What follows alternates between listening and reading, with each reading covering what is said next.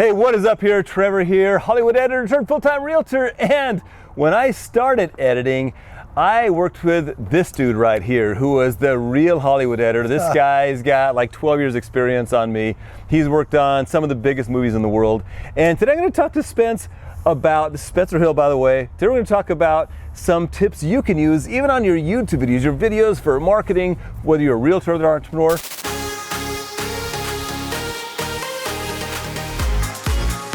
If you haven't yet, make sure you hit that subscribe button right down there. Whack the bell so you don't miss our future content. And for my self-esteem, which is waning greatly since I left the entertainment industry, please hit that like button. And Spence, when you watch this, could you have Emily? I'll hit it a couple times. Could you hit Emily? Yeah, I'll get Emily to do it. Have Emily hit that for me too. And as you guys know, on this channel, I create videos to help you make better videos so you can sell more houses and grow your business, whatever industry you happen to be in. So first we're going to talk about Spence's history. Like, tell me, how did you get into this whole movie biz, man?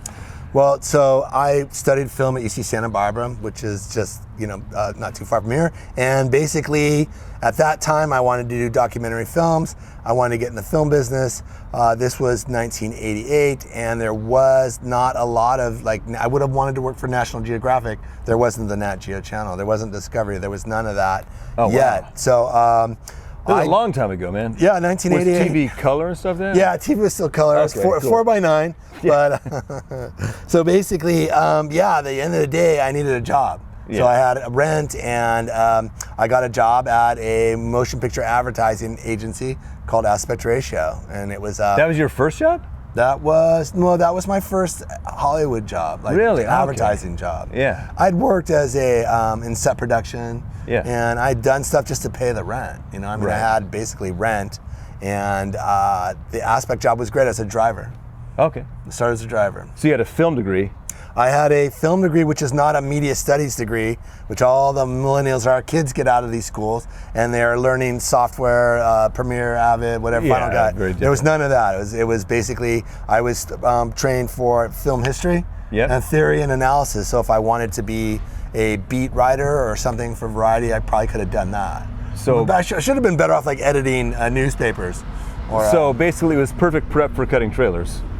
I'm being sarcastic. Okay. Well, no, what it was is it gave me a sense of story. So storytelling was great. Because basically, as a writing about film, I certainly understood story, and story was huge. Yeah, it still is. Yeah, totally. So in Hollywood nowadays, if somebody's like, "Hey, I got a degree in media and in film," can they just go get a job and become an editor? Is that how it works? Well, yeah, how it works is, and I'm doing this with my own children that want to study film, is if you want to get in the film business, you don't necessarily need to go to a 4-year college and incur the debt, whatnot. Again, so when we came in when it was film, and then it was videotape at the same time, and then the digital age came in. Yeah. And so if you wanted to learn how to use a system, if you wanted to learn how to use an Avid in 1992. And Avid is an editing Avid, and it was before Premiere and all this. It's you would have to go to a company like Aspect that had an Avid editing bay. You'd have to wait until the editor was gone, and then you could work all night and cut. This is what a PA would do or a driver would do. Yeah, this is like Aspire. This is what I did. This is how you learn to edit, and that's how we did. Now it's subscription based. I go to Premiere. They're teaching it. You can go to any college here where they're teaching Premiere. My son's learning Premiere in high school. Right. Now, how important is knowing the software compared to how to tell a story? No, I think storytelling is far more important. Because at the end of the day, especially if you're on YouTube, if you want to present a polished product, it's very good that you understand. Yes, you need to understand the dynamics of the software you're using, certainly, but you can learn to finesse. Yeah. But at the end of the day, if you're not telling a good story, you're going to lose people's attention. Yeah. So if somebody goes, "Hey, I got a degree on how to use Premiere, hire me as an editor," is that ever going to happen? Not necessarily. I think what they're going to want to see your work. They don't care if you'll learn the software. Because what they'll do is they'll say, "All right, you have 5 days to get me a couple 60s. You're going to stay and figure it out on your own." It's easier now because you can just get on YouTube, Google. People will know. But they're going to hire you based on your storytelling previously. Right. They want to see they want to see content that you've done. And that's kind of what I'm getting at, because I worked at, we worked at the same place for 2 different places for many years. And when you go to a place like that, people want to get a job as an editor, and they go, "Hey, I got a film degree from whatever school," and it doesn't matter. "Oh yeah, great, you qualify to be a PA and make $12 an hour." PA, production assistant or a driver or something. So that doesn't guarantee you anything. It's a storytelling. Absolutely. When you remember Ron Mueller owned Aspect Ratio, I finally got to meet him. They brought me in, and I had my student film, and I wanted to show him. And I was like, well, what do you got? I'm like, I have a film degree from UCSB. He's like, I don't care. Go to Fox and pick up this package for me. Right. Yeah. And so they don't care. They really don't care. I mean, they want to make sure that you're loyal and you're a good person, and if you really want to be an editor, you will become one. And so, what did you do? You were a driver for a while, and then how'd you I was a driver for a while, and unfortunately, I still was in the film universe. I hadn't been exposed to videotape, and because it was all still really new. So you're literally film. Like I was 35. I was a 35. Very first TV spot I finished, I cut on film on a cam with a. But how long did it take you to get from? Because you said you were a driver at Aspect Ratio, right? So I was a driver at Aspect Ratio. I had to wait in line. I was a driver for 10 months. Okay. Paying my dues, and they said they would not let me move up from driver to assistant until I found someone who would replace me. I was a good driver. Oh, yeah. So, and I liked it, but at the same time, I was 24 or 23, and it's like enough of this. Yeah. I had a film degree. Right. I wanted to be somebody. So basically, I got my shot, and I worked for a film editor. And the beauty about working for a film editor who was still cutting, I was an assistant, I got to sit in a room with him and watch him create and watch him tell a story. He was a comedy editor. Yeah. So I learned the whole concept of stopping down music and letting jokes play out and non sequiturs and stuff by sitting in the room watching him create. Nowadays, you don't really do that. Even as a videotape or a digital editor, you pretty much sit alone. Yep. And if you want to learn how to cut comedy, you're watching comedy trailers generally, unless you have a comedic sense of timing. I had a huge advantage of where it was like I basically was an apprentice and got to sit and watch him cut comedy. Right. And that served me later on. It really did help me. And so you went from driver to assistant editor? Driver to assistant editor, and then as assistant editor, I also was working with finishing because they would do the telecine, where so basically. So you're using a bunch of words that these people have no idea what they are. In the old days with the trailer. When you talk about finishing and telecine and assistant, all that, nobody knows what that is except us. In the old days, when they used to finish in film still. And what is finish? They don't even know what finish means. Right. So if they were going to finish a product and it was going to go, like they were going to finish a trailer, and if a trailer was cut on videotape, what they would do is they would send the videotape out, they would project it and film it with actually 35 millimeter. And then I would conform the what they filmed of the videotape, and then they would finish it in film. See, so they would be basically it was cut on tape, and then it would be finished in film. So what he means is they edited it with videotape, and then they would record the videotape physically with film, and then they would physically cut film to make it work, and they would make a finished product, a finished trailer. That was actually on film. That was projected on film. Everything's projected digitally. Right. Anyway, the good news, when I was doing that, I was making a comfortable wage, and it was all union. As an assistant or as an editor? No, as an assistant. I was making decent money, so it was like, all right, and the edited positions, we were making far more money, but it was also super competitive, kind of brutal. I didn't know if I really wanted to do it. But I'm glad that I did, and crossed over because I didn't want to be a career assistant. So you worked up your way from assistant after how long to editor? It took from driving to be full-time editor, it took 5 years. It took 5 years. So with a degree, you become a driver, then full-time editor after 5 years. Yeah. And that was you got the job as a driver at Aspect Ratio when? I got the job in 1988. Dude, how old are you? Yeah. Holy crap, man. So he started in 88. I started in the year 2000 on Final Cut Pro. Yeah. And so you missed I missed all the film stuff. I missed all the videotape. Mine was all digital from day one. That's amazing. So basically, it was in the early 90s when we started hearing about the Avid and nonlinear editing. The Avid's an editing program like Premiere. You'll be just Google Avid, you'll see it. It's huge. And those machines were about $150,000 back then. Just to be able to edit digitally back then. And basically they'd have these, they're called R-Mags, and they look like oversized egg cartons, and they would hold three gigs. And they're this big. Right. And they're very expensive. And there's a whole process where you had to basically, you put them in, and you don't just pull drives offline. And you would fry those drives. It was 3 gigs, it's like, wow. It was a different era. Totally different world. Different era. But and the real reason we're here, Spence, is I want you guys to give them tips on how they can tell better stories. Like, everybody makes videos, and I've seen realtor videos, and most of them totally suck. They're like, hey, these are the market, this is what's happening in the market. Interest rates are down, and the market's gonna crash. facts. You know, like that's like okay, facts are facts, but if you can tell a story, it's going to make things way more engaging. So what do you have? What do you have for people that are maybe real estate agents or other entrepreneurs? What can they do when they're talking about pretty boring stuff to make it more interesting? Well, I mean, to be honest with you, Trevor, I've seen your product, and I'm just saying this as we're friends, and I saw your product, and you do a very good job of engaging and storytelling and making it fun.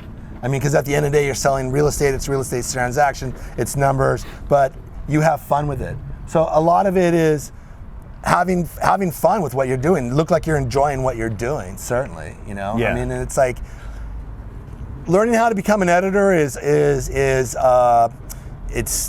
like becoming a real estate agent. It takes a lot of time. You're probably not going to be the most polished editor that you want to be right away. But again, it's for YouTube. It's like we're not trying to sell TV campaigns to studios for broadcasts or for that. It's like you can. There's room. Forgive yourself, make mistakes, and take it to somebody that you like. Sometimes less is more. And if something's like 8 minutes long, that might be 6.5 minutes too long. At the end of the day, it's like, are you going to keep people interested? Are they going to be engaged? Are they going to want to finish your commercial? Yeah, and as you guys, if you watch anything on YouTube, like the goal for a video is to get them to stick to the end, and then even take action at the end. Say, hey, I want them to call me to buy a house, or if you're selling a product, if you're an entrepreneur, I want them to call me to buy the product, or come to my store, or whatever. And so to do that, you got to get them to that call to action at the end. So how do you do you have any tips, like editing tips for these guys? Because a lot of these guys, some of them they pawn it off, they have somebody else edit for them, but a lot of people watching this stuff are editing this stuff themselves, like I still do. I have a hard time giving up that part of my business because I like doing it.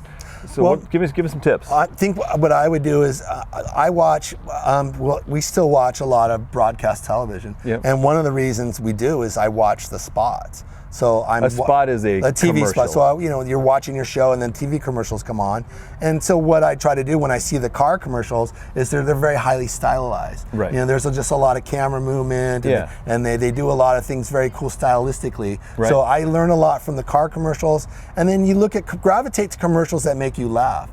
Obviously, when you're looking at consumer products, they're trying to make you laugh. They engage you. It's kind of funny. Look at a Jack in the Box commercial. Right. I mean, that kind of, it's Jack in the Box. It's funny, but it's comedic. You know, so it's like, what's your sensibility? What's going to make you laugh? What at the end of the day, what do you think's funny? If you're trying to be funny, be confident in what you perceive as funny, and you can watch again like TV, Hulu, anything. What's your inspiration for what you think's funny? Okay. If that makes any sense. Okay, yeah. So you're saying just actually watch commercials to learn and try to mimic a little bit. Absolutely. So to mimic styles, and if you see a commercial that you hate and you're like you'd never do something like that, don't do that in your spot. Right. But again, for what I'm doing, it's like when action or whatever is, this car commercials are super stylized. They shoot a ton of footage. Yeah. They pay guys a lot of money. They spend a ton of money and a lot of time to make those commercials. Right. Listen to the music. Listen to how the music plays out. Like when you're cutting comedy, you stop the music to land a joke. In action, when you see. Did you guys hear that? That's one thing. It's like, when you want a joke, if you're telling a joke in one of your YouTube videos, have the music stop right before the joke. Watch these movie trailers, watch commercials, and that's a trick. People don't even know that. These aren't editors. It's like you stop the music, and then you'll see that sometimes in my stuff. You'll see you might have a sound effect, or the music just stops, and then you play the joke there, and suddenly it's funnier because there's silence, and the music starts up again. Absolutely. Right? So again, watch the movie ads, look at movie trailers. Certainly. I mean, if you want to see stylized storytelling, those movie trailers are processed. A lot of them go, it's not like someone just makes a movie trailer and it's version 3. It's like usually there's 4 or 5 agencies that create these trailers. They all come together. They go out for testing. Everyone gets their 2 cents in.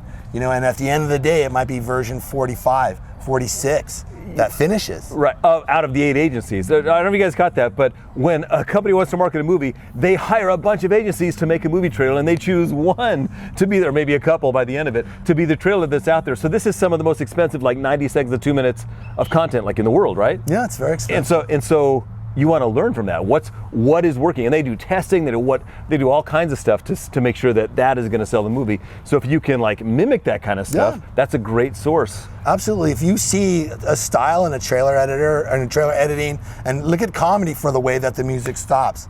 and the music will stop down to rounded jokes. And it doesn't just mean stopping the music because it has to be done gracefully, and you try to make it as professionally. And there's things that you can show them, like with elements of cymbals and things that you can do to stop music down to make it, the cymbal stops and power downs and booms, and it's combining elements, which is a different type of a type of editing. But at the end of the day, have fun with it and make it look entertaining, and run it by people that you trust before you post it. Certainly I would. Yeah. I mean, don't just post it because it's like, if it sucks, you're gonna want to take it down. And here's the thing: don't be afraid. Just show it to your kid, or your spouse, or a friend, or whatever is a great idea first. Because, and here's one thing, and I've said this before, but one thing that I should probably do more. Like, I'm sometimes afraid to show my wife, because she'll make me do things, or I'll be a little offensive to her sometimes on it. So I'm just get it out there and see if she lets it go. But when I'm watching something that I've cut with my wife, and I'm like, oh crap, I'm watching her, not the spot, or not what I've just cut. I'm watching her, and if I see her getting bored, oh crap, I should probably cut that out because I can tell she's bored. Yeah. And I'm feeling the anxiety, like, oh crap, she's bored for those 30 seconds. When you get that, that's what you delete, right? Well, absolutely. And look, if you're learning to edit, you're very passionate, and because editing's a craft. If you're an artist, you're creating, and like videos the same way. It takes a lot of time. Yeah. You put a lot of passion into it, and you're gonna want to. You're very proud of it. At the same time, your vision, you might show it to somebody and they don't quite get it. Right. That's a good indication that you maybe not get it. Listen, be open to criticism. Everybody's coming from a different paradigm. And look, if someone's just there to give you a hard time or what, but if someone's like, well, I don't understand the joke, or you're missing the whole point, then it's very likely that you are missing something, because we get so involved when we're editing and we don't want to hear the criticism, but you overlook things. So be open to criticism. I would spend a little more time polishing it and running it by people before you post it. Okay, and with all that said, don't get overwhelmed. I mean, this guy's been cutting, 90 to 30. Over 20 years. Yeah, 30. He's at 32 years. No, I've been in the business 30 years, but I've been professional editing since '94. Okay, so this guy, he's been cutting a long time, so he spends time polishing. But when he works on a spot, they spend a lot of time. So don't get overly crazy about making it perfect. It doesn't have to look like a trailer, but get ideas from trailers and commercials and try to duplicate them. And don't be afraid to experiment. Don't be afraid to flop. Don't be afraid to post something that people go, that was dumb. So what? Absolutely, have fun, certainly, and look at how stuff's done on YouTube. If you don't mind to be the lower look, YouTube editing is there's a denomination, certainly, it's a genre, and if you want to up your game a little bit, look at YouTube content that you don't think's done well and try to rise above that. And certainly your course offers that. I mean, certainly if you're watching Trevor's stuff, and Trevor's graciously allowed me to look at his stuff, he's doing a great job. You can certainly learn a lot from him, but at the end of the day, it's about confidence. And it's about trusting your instinct. Look, when you have to sell out, a lot of that's applicable to editing. You want to be confident, and you want to, some people may not like your stuff, but if you're happy with it at the end of the day and you put your heart into it, that's the worst thing when you're showing something. Like when I'm showing a trailer or TV spots or whatever, and their clients, they give you a couple days and they're coming. And it's like when you're all in the room and you got to press play, and it's kind of like, there's some nervous energy. It's pretty stressful. But at the end of the day, when I work with my clients, it's like, tell me what are the expectations? What are we doing? What do you not want to see? I try to get as much input before I start cutting, because I bring what I bring to it, but I want to make sure that I have, when there's three producers talking, and I'm taking notes because I want to get in, and I want to interject everybody's thing into it. I'm just there to bring it all together. So when they see it, it's like, oh, I like that, and then you can take that and make it better. As opposed to like, well, let's save this version because you didn't do what I said. So if that makes any sense. It's fun. Now, is there any chance that you'll be coming with the channel sometime soon? Showing us, giving us tips on being better storytellers? Yes, I think there's a possibility. I think, you've inspired me, certainly. I come from, my background is in motion picture advertising, content, branding, and I have a skill set that's very applicable to the new medium, the new, where everything is headed, which is YouTube. Yeah. And digital platforms, obviously. And like Trevor doesn't have broadcast TV. I'm trying to get rid of DirecTV after 17 years. I mean, that's where I'm kind of at. But I have a skill set. You heard of Netflix, bro? I was like, well, we love Netflix. We have a little of that, but we still have DirecTV, and I want it gone. Yeah. I want it gone. But look, I grew up on channels 2, 4, 5, 7. I know I can get an 11 and 13. Yeah, right. And channel 22. But I basically have a skill set that I want to bring into the YouTube universe, and that's Trevor and I are friends. We go way back, and I really like what Trevor's doing. I think if you follow his courses, there's a lot to be taken from that. And Videosecretswebinar.com. Yeah, that's a free right. webinar. Check it out. I didn't even tell him to say that stuff. No, he didn't tell me. I wouldn't be here doing this if I didn't believe in what Trevor's doing. He's done a great job. He's inspired me. Maybe one day I'll have my own YouTube channel. Yeah, I can't. He'll let you know. I can't wait to see. Yeah, I totally will. Shout you out, man. And in case you guys don't know, there are people that do movie trailers and there are people that do TV spots. And I was mostly in the TV spot world. Trailer is kind of next level stuff. Those are the big big guys. So this is the guy that's like a next level editor. Well, I'd say basically I solve problems. Yeah. So I can come in and put me on any movie and I can get you through it. Yeah. It's not just trailers and TV spots. Like I was doing a lot of digital content where I would be doing 15-minute pieces involving sound bites and BT and behind the scenes footage, action and the dolly and all that stuff, because there was a big interest in that. There's a whole market in bonus content for the old world DVDs.